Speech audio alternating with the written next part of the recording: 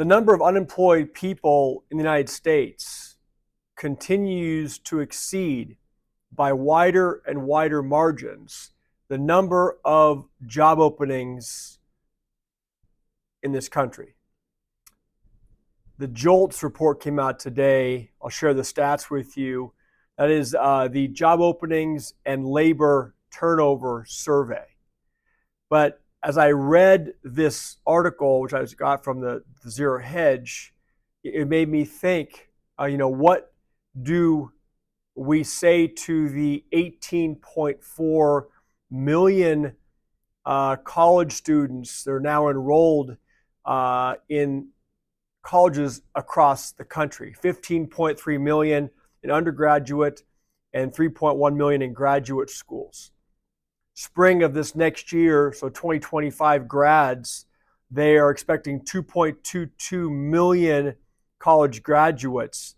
Those are just the ones getting undergraduate full four-year degrees. If we add in the associate's degrees and the bachelor degrees, that number is approaching 3.3 million. They're going to be coming out of school, many with student loan debt and looking for jobs. There aren't even enough job openings now for the people that want them, okay?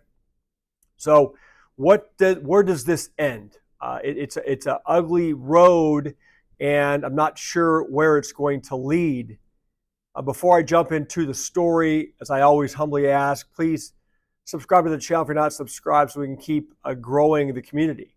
And yes, you might say, yeah, but we also have a corresponding number of people leaving the workforce, right? They're going to be retiring at the same time that these new graduates, right, are going to be trying to find work and coming into the workforce. But how many people are not able anymore to retire at 65 years of age? They're working to 68, 70, 75, 80 years old. You've all seen the often, used photo of the Walmart greeter. The guy's 85 years old. So many of these people are not doing this because they're bored. They're doing it because they don't have enough money in their retirement to make ends meet. So we're going to have less and less people, peeling into retirement or going into retirement, and we have more and more coming out of school with debt and looking for jobs. That's not even what this story is about. That was just my thinking this out loud today while I was having some lunch. And I wanted to throw that in there as an additional layer on top of AI, which is taking jobs, and companies that are cutting back for just, economic reasons and shrinking their workforces. So it says 1 month ago out of Zero Hedge, ugly JOLTS report. 1 month ago, JOLTS report showed not only that job openings plunged and came below the lowest estimate, but that for the first time since April 2021, there were more unemployed workers than job openings.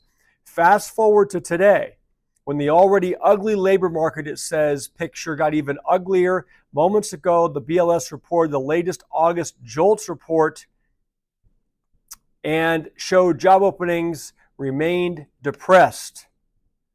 Okay, they rose modestly from July's print of 7.208 million to 7.227 million.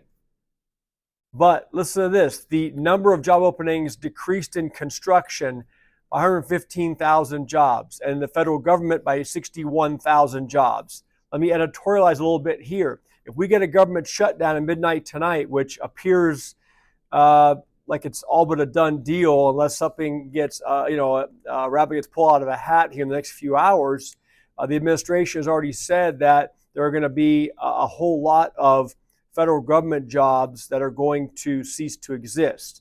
So I wouldn't be surprised if this shutdown does happen and hangs on for any period of time that you see this gap even wider next month. Number of government job openings was already the lowest since February of 2021. So like it says in June, the labor market was still supply constrained. Supply constrained means when you have more job openings than unemployed people. In June, it was 342,000 more openings than jobs in the U.S. In July, it says we're finally back to demand constrained. and that was last month in July, with 28,000 fewer job openings than unemployed workers. Okay, and that was the first negative print since April 2021. Now this month, listen to this. The number has gone from the gap is no longer 28,000 more unemployed than job openings. That's gone to 157,000 more unemployed than job openings, the highest differential since March of 2021. So that's what, 30, 60, 90, 121. That's about a 500% jump in 1 month between the number of unemployed in this country compared with the number of job openings. Okay, so as things were even uglier below the surface, starting with hiring, where the number of new hires tumbled by 114,000 to 5.126 million. That's the lowest since June 2024, while at the same time the number of people quitting their jobs, also known as the take this job and shove it indicator, slumped by 75,000. Okay, so we have 114,000 less hirings, and we have less people quitting their jobs because they understand it's this whole concept of job hugging. They understand even if they don't like their job and they're miserable in their job, they have to do everything they can to keep it because they can't just go down the street and replace that job. Okay, so we now have a labor market that is no longer supply constrained, it is demand constrained.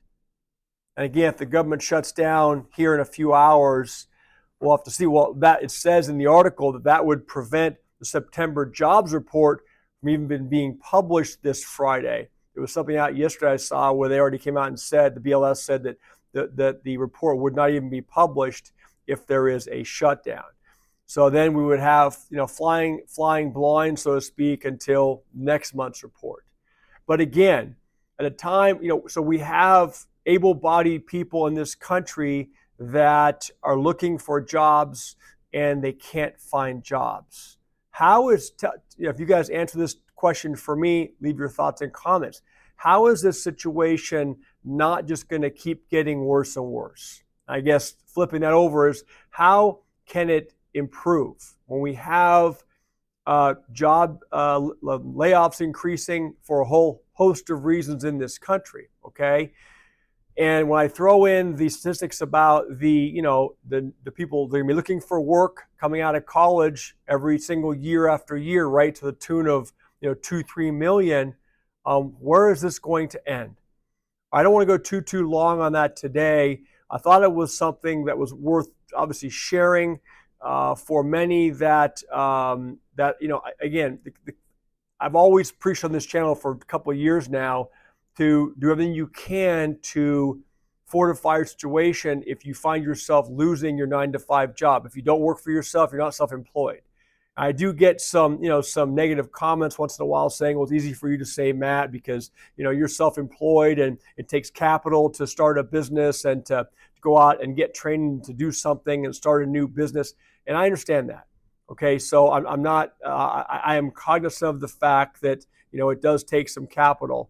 Not all situations do, and not all takes excessive capital, okay?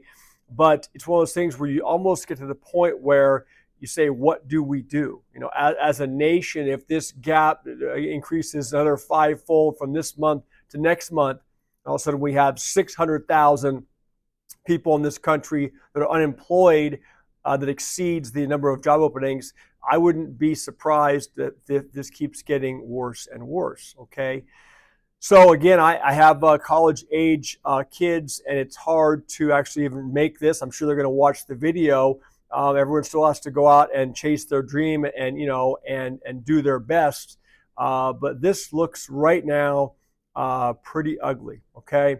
With that being said, if you enjoy the content, please give me a like on the video. Please subscribe to the channel if you're not subscribed. Leave your thoughts and comments to this topic, and do you guys, any of you, see any solution to this? Okay.